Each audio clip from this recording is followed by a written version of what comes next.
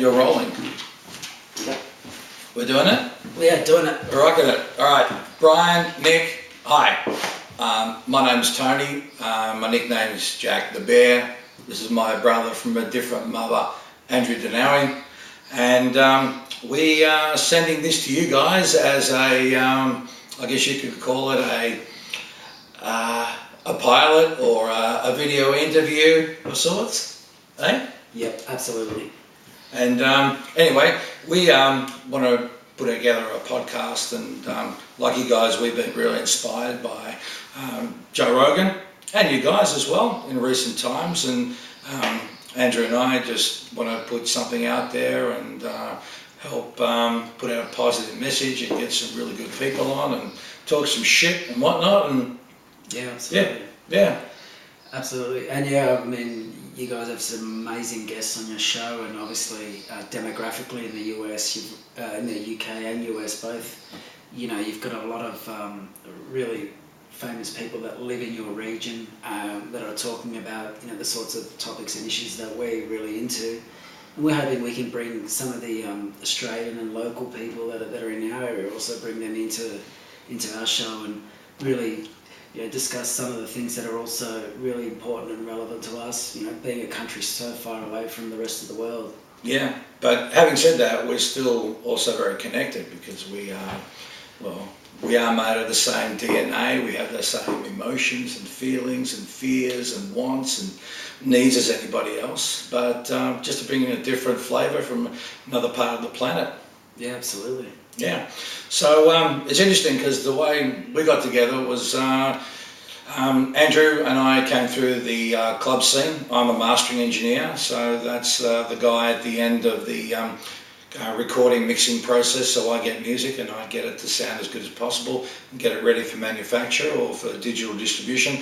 And Andrew is a producer and DJ in his own right and had clubs, and we got hanging out and partying back in the day, and after about a 4, 5, 6 year period, we reconnected, mastering Andrew's album, and we just started talking, and all of a sudden these topics about consciousness and spirituality were coming into play, and I'm like, fuck me, man, geez, you know what, I've been on this same trip for the last 2 years.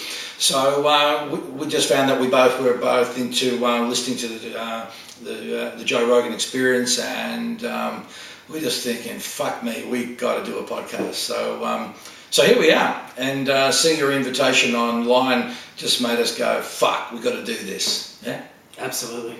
Yeah. Absolutely. Yeah. So anyway, I guess I don't know if this is really what you want to call the official podcast, or whether it's us just reaching out to you guys to say, look, you know, we want to be a part of this community. And I do recall Brian on Joe's podcast saying that, you know, he was open to helping anyone who was interested in doing a podcast and wanted to do something fairly seriously. And yeah, we're serious about it. Definitely. And I think, you know, the most important thing is we definitely are into, you know, the same sorts of topics, and we love discussing all those things from, you know, all the different people, from, you know, everything from Nikola Tesla to Terence McKenna to, you know... Graham Hancock. Yeah. That was an awesome podcast, actually. They're both on your show and Joe's. And on Joe, yeah. That was, definitely... Yeah, he's an interesting fellow, though. Most definitely. So, you know, I think we've also got some interesting stories to tell and journeys. In my case, briefly, you know, 2 years ago I had a DMT experience that completely sent me sideways after having been very unhealthy and emotionally broke, spiritually broke, physically broke. Had lost about 70 kilos of weight. Really got my shit together, got off the drugs, got over the bullshit, and now as a result, you know, I want to do this podcast. I've set up a foundation that does charitable work and philanthropic work. Also, I'm going to set myself up as, in fact, I already have, as a motivational speaker, and I really want to reach out to people who, you know, who just want to look for a little bit of motivation, inspiration through my journey and my story. So I think there's a lot to share. And Andrew, you've had your own journey as well. Absolutely. Yeah, it's been it's been interesting. You know, I owned a bar slash club for a little while, and you know, the partying and everything else. And after a while, you learn it takes a toll on you, and you sort of come out of that, and you try to find out who you are as a person, and just doing a lot of reading, and then, you know, starting to get into you know, more about, rather than just me, about where we're heading as people and as a planet and as a society, or as even as a species, you know. And then you come across 2012, and you come across all these different things that are happening, and then I think all the things that have happened to me, you know, I had cancer, you know, got through that, you know, lived a really unhealthy lifestyle, which got me to the cancer as well. So yeah, there was lots of things that have happened to me in a 10-year period, but it's all been positive, and it's all been a good learning curve. And yeah, hopefully we can share some of those stories along the way, and definitely talk about some of these beautiful topics that are ahead of us. Absolutely. So you mentioned 2012. So what's your take on it, mate? Or December 21 and the whole end. Well, I think it is the end of some cycles, and I think that's probably what the ancients were trying to tell us. I definitely think we do know for a fact that we complete the 26,000 year cycle of the Earth's wobble. Yeah. Right. Then there's the other cycle of the age of Pisces that we're coming out of, and we're going into the age of Aquarius. And then there's which is, I don't know how they came up with this cycle, but I also heard another theory is that we're also at the end of an age, and the age is where there's four ages, which is the Golden Age, Silver Age, Bronze Age, and the Iron Age, and we're at the end of the Iron Age, and we're about to go back into the Golden Age, and they're 5,125 year cycles. And then you hear, like, you know, Terence McKenna, and the way he worked out the I Ching, and how he also arrived at a particular date. I definitely think as people we're facing the most challenging times, I think, of humanity that has been recorded. So where does that leave us? I don't know. It's definitely not the end of the world, but I think it's the end of some great cycles, and I think it's also probably the beginning of some really good change. But it takes, I don't think, you know, that change will happen when we go to bed on the 20th and wake up on the 21st. I think if the cycles are 5,000 year cycles, it might take 100 years to break out of one cycle and into another. Yeah, I really liked George Tsoukalos from Ancient Aliens. He said, look, I really don't know what's going to happen on the 21st of December, but I can tell you what's going to happen on the 22nd of December, and that's going to be the world's biggest hangover.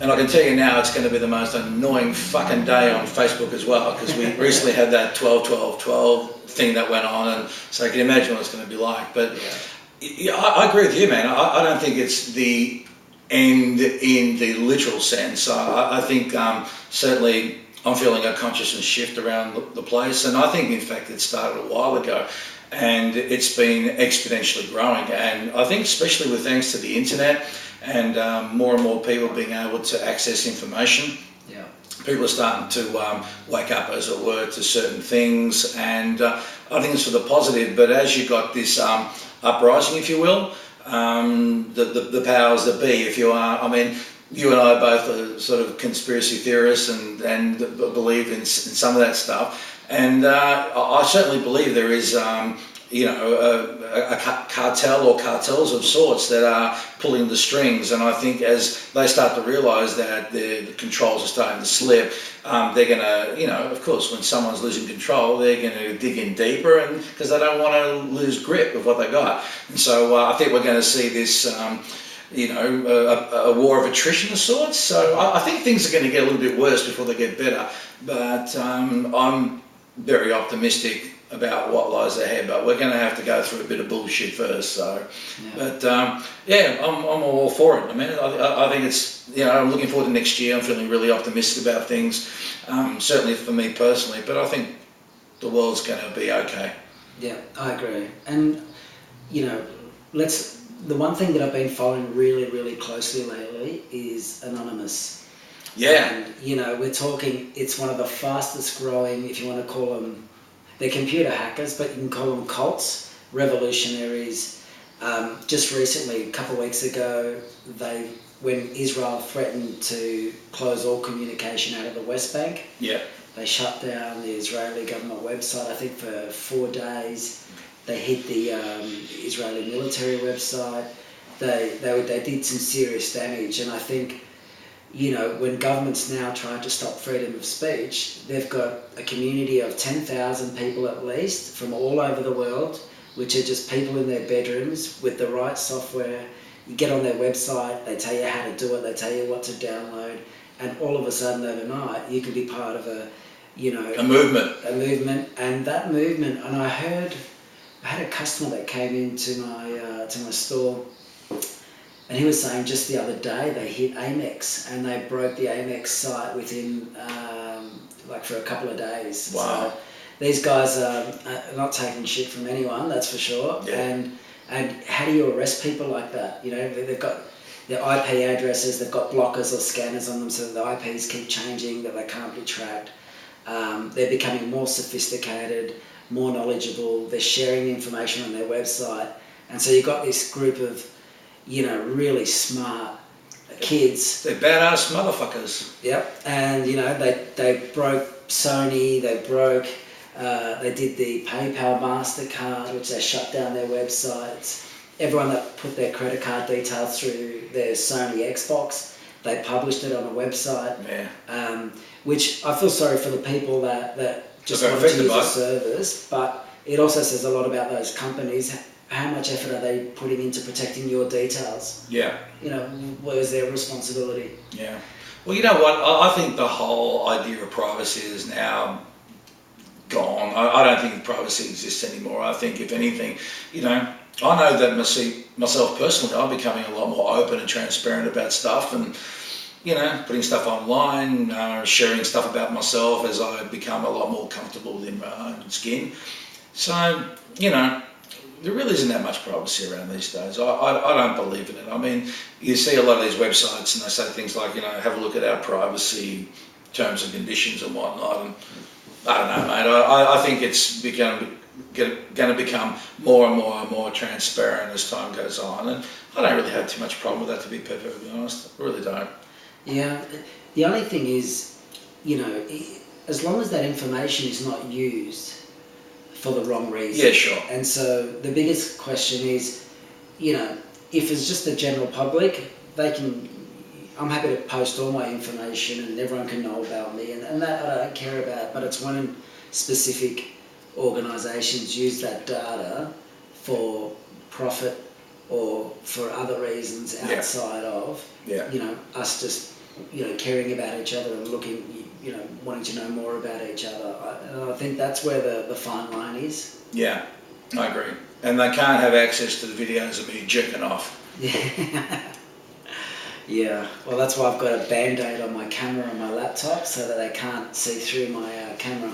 Oh, right. That's what I've been doing wrong. Okay. I've got to sort that shit out. Yeah, definitely. So, what else been happening with you, my friend?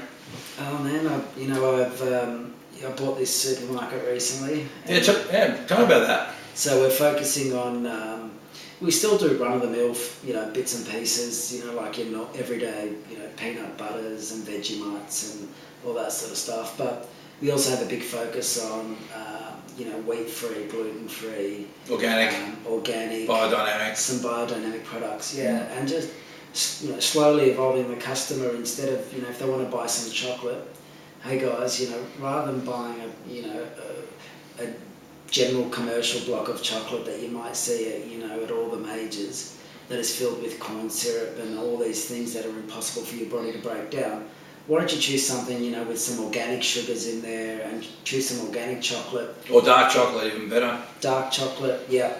You know, and it's just slowly evolving the customer, and I think that's, you know, we're not trying to revolutionise it overnight, but it's a long-term process of, you know, just encouraging, you know, our customers to buy something that's a little bit better for them and for their health. Yeah. And, you know, whether it's this week, it might be some organic chips. or whether it's just chew some fruit over a snack food, or and doing it in a tasteful way and trying to be positive about the outlook of it as well. Yeah.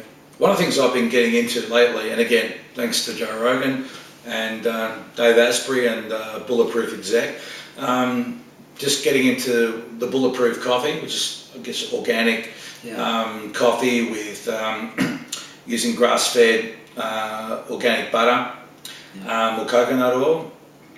Or Dave talks about MCT oil, which is an extract of coconut oil. It's meant to be 6 times more potent, although you can't get it on his website as of yet, but he's going to sort that out.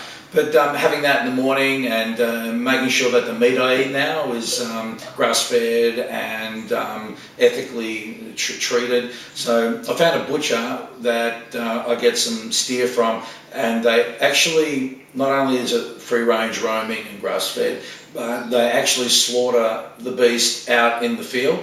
So it doesn't even know it's coming. So which I think is a really good thing, because the fucking stress that an animal goes through before he gets slaughtered, I'm sure even on an energetic level, that's got to be permeated somehow when you ingest that. So I've only been on this regime for maybe a month or so, but I don't know, maybe it's placebo that's affecting me, but I'm feeling a difference.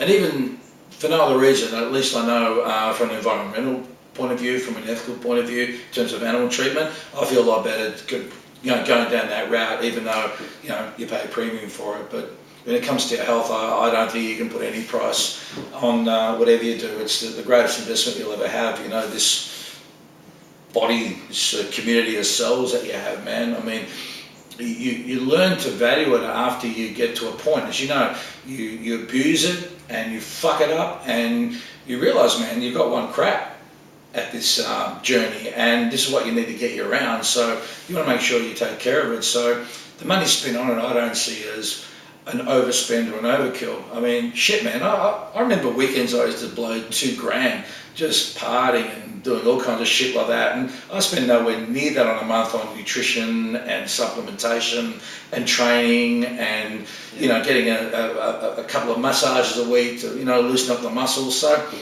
money well spent, in my view.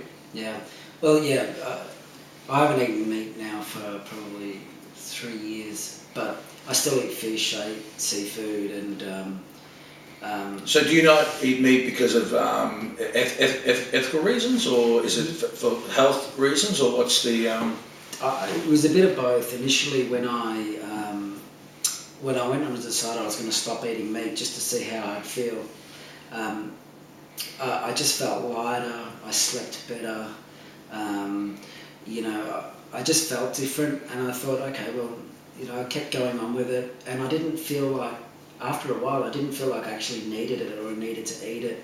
I still ate really nutritionally dense food. I always ate vegetables and lots of fruit.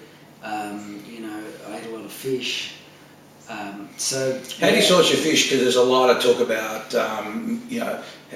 heavy metal poisoning, mercury, all that kind of stuff in fish, and as well as sustainably farmed or raised fish. So how do you go about sourcing your fish?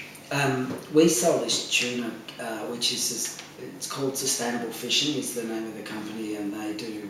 It's called Fish Forever, and they have this thing called Sustainable Fishing.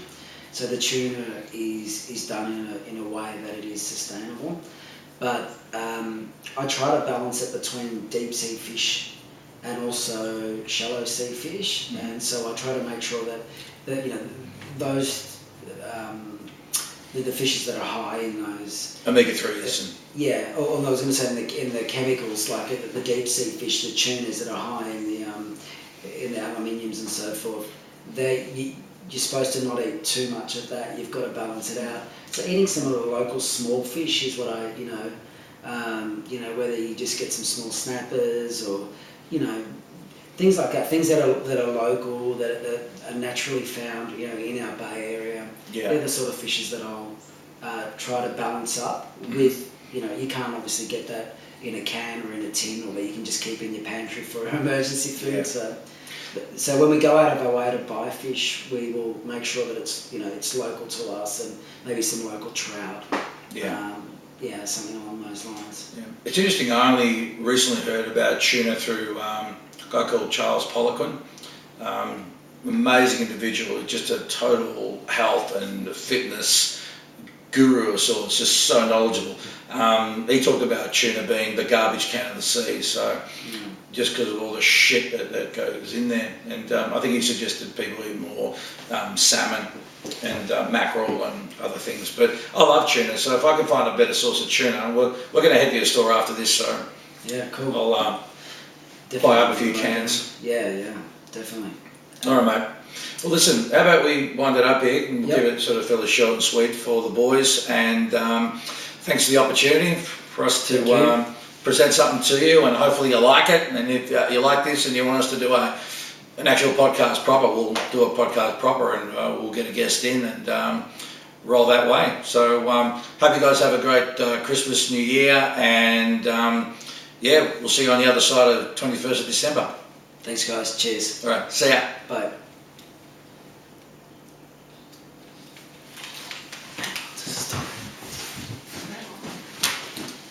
That That was fun, dude. Yeah, it was good.